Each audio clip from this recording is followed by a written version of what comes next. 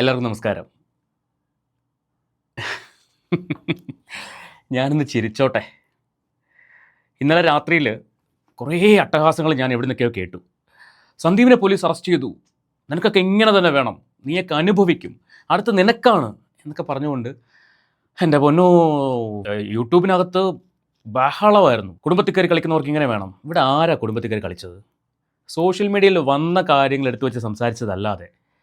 പിന്നെ സന്ദീപ് ചെയ്ത കഥ ഒരു 5 പാർട്ടുണ്ടായിരുന്നു. അതിലൊരു 4 പാർട്ട് ഇപ്പോൾ അവിടെ ഉണ്ടെന്ന് തോന്നുന്നു.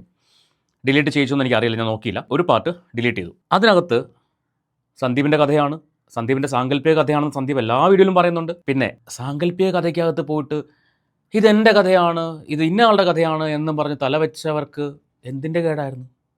എനിക്ക് മനസ്സിലാവുന്നില്ല. സാങ്കല്പിക കഥയാണെന്ന് അവൻ പറഞ്ഞു കഴിഞ്ഞു. അതിന് എന്നെക്കുറിച്ചാണെന്ന് എനിക്ക് തോന്നിയാൽ പോലും അവൻ പറയല്ലേ സാങ്കല്പിക കഥയാണെന്ന്. പിന്നെ എന്തിനാ ഞാൻ പോയി തല വയ്ക്കുന്നത്? അങ്ങനെ കൊണ്ട് തല വെച്ചിട്ട് ഒരു പരാതി കൊടുക്കുക. പരാതി കൊടുത്ത് പോലീസ് സ്റ്റേഷനിൽ നിന്ന് അവന് കോൾ വന്നു, ഇന്ന് ഹാജരാവാൻ പറഞ്ഞ് കോൾ വന്നു. അപ്പോൾ അവൻ പറഞ്ഞു ശരി സാർ ഞാൻ വരാമെന്ന് പറഞ്ഞു. രാവിലെ തന്നെ പോലീസ് അവിടെ എത്തുന്നു, അവനെ കൂട്ടിക്കൊണ്ട് സ്റ്റേഷനിലേക്ക് വരുന്നു.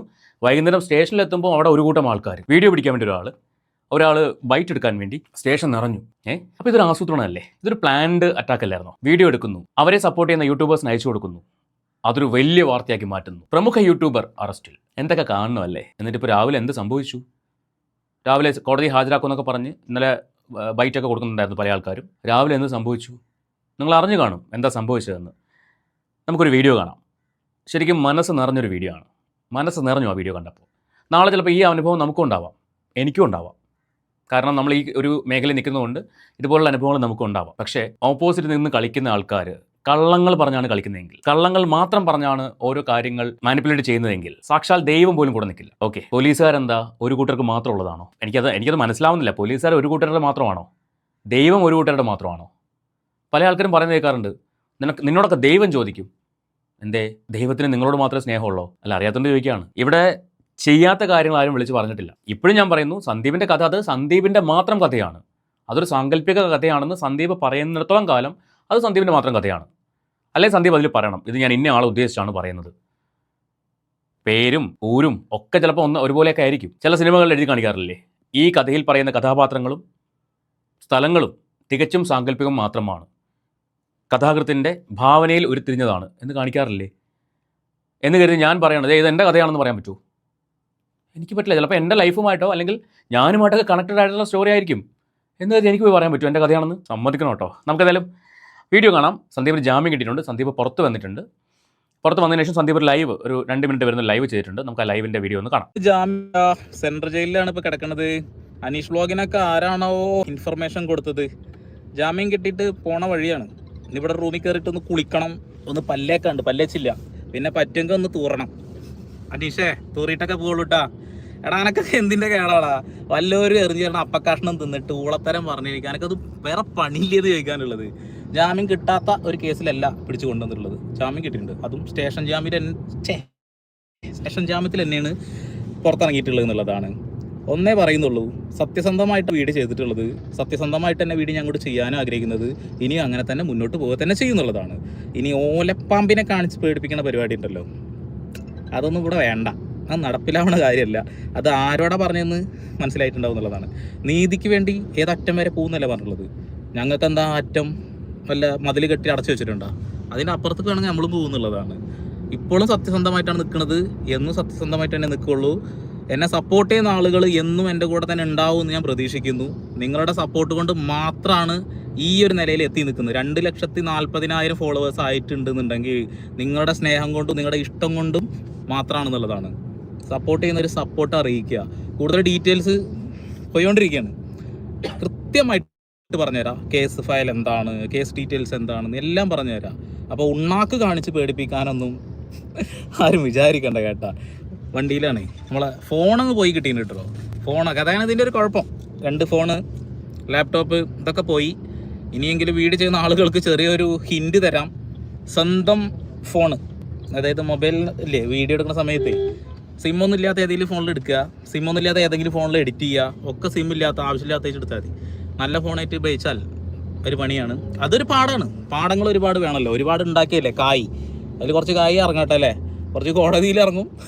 കുറേ ആൾക്കാർ കുറേ ആൾക്കാർ കമൻറ്റ് ഇടുന്നുണ്ട്, വണ്ടി ഓടുന്നത് കൊണ്ട് എനിക്ക് വല്ലാണ്ട് മനസ്സിലാവണില്ല. എന്തായാലും കൂടെ നിൽക്കുമെന്നുള്ള പ്രതീക്ഷയിൽ തന്നെ മുന്നോട്ട് പോയിക്കൊണ്ടിരിക്കുകയാണ്. എല്ലാവരും കട്ടക്ക് സപ്പോർട്ട് ചെയ്യുക, പരമാവധി ഷെയർ ചെയ്യാനും കൂടെ നിൽക്കുക, അത്രേ പറയുന്നുള്ളൂ. അപ്പോൾ കുരയ്ക്കും പട്ടി കടിക്കില്ല, കുരക്കട്ട കിടന്നിട്ട് വല്ലാണ്ട് കുറച്ച് ആളുകൾ എന്താ ചെയ്യുക, അത് തന്നെ നമ്മളൊക്കെ കണ്ട് ചെയ്യുന്നുള്ളതാണ്.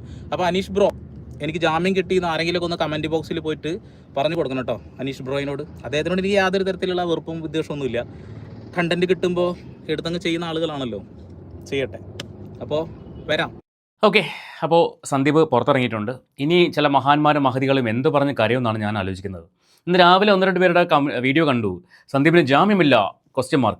ഘോരം വാദിക്കുമ്പോൾ, ഘോരം സന്ദീപ് പറഞ്ഞ പോലെ കുരയ്ക്കുമ്പോൾ ഒന്ന് ആലോചിക്കുക. പഴുത്ത പ്ലാവില വീഴുമ്പോൾ പച്ച പ്ലാവിലയുടെ ചിരി നാളെ പഴുക്കാനാണ് എന്ന് ചിന്തിക്കുക. അത്രമാത്രമേ പറയാനുള്ളൂ. കേസ് കൊടുത്തവരും അവിടെ പോയി കാത്തുകെട്ടി നിന്നവരും ഒക്കെ മനസ്സിലാക്കേണ്ട കാര്യം, പോലീസ് എന്ന് പറയുന്നത് ഒരാളുടെ മാത്രം കുത്തകയല്ല. നിയമത്തിൽ വിശ്വസിക്കുന്നവർ നമ്മളും വിശ്വസിക്കുന്നുണ്ട്. നമുക്കും വിശ്വാസമാണ് നിയമത്തിൽ, എല്ലാവർക്കും വിശ്വാസമാണ്. നാളെ ചിലപ്പോൾ ഈ ഒരു അവസ്ഥയിൽ ഞാൻ പോയി നിൽക്കുമായിരിക്കും. അപ്പോഴും ആഘോഷിക്കുന്ന ആൾക്കാരുണ്ടാവും. അപ്പോഴും സത്യം മാത്രമാണ് പറഞ്ഞിട്ടുള്ളത്, കണ്ട കാര്യം മാത്രമാണ് പറഞ്ഞിട്ടുള്ളത് എന്ന ബോധ്യം എനിക്കുണ്ടെങ്കിൽ പേടിക്കേണ്ട കാര്യമില്ല. അപ്പോൾ ഈ ഒരു വിഷയത്തിൽ ഒരിക്കൽ കൂടി പറയുവാണ്, ഒന്ന് തിരിഞ്ഞു നോക്കുക. ഞാൻ ചെയ്തതെല്ലാം ശരിയാണോ?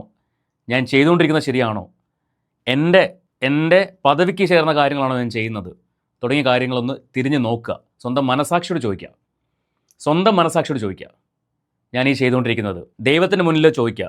ദൈവമേ, ഞാൻ ചെയ്യുന്നത് ശരിയാണോ? ചോദിക്കുക.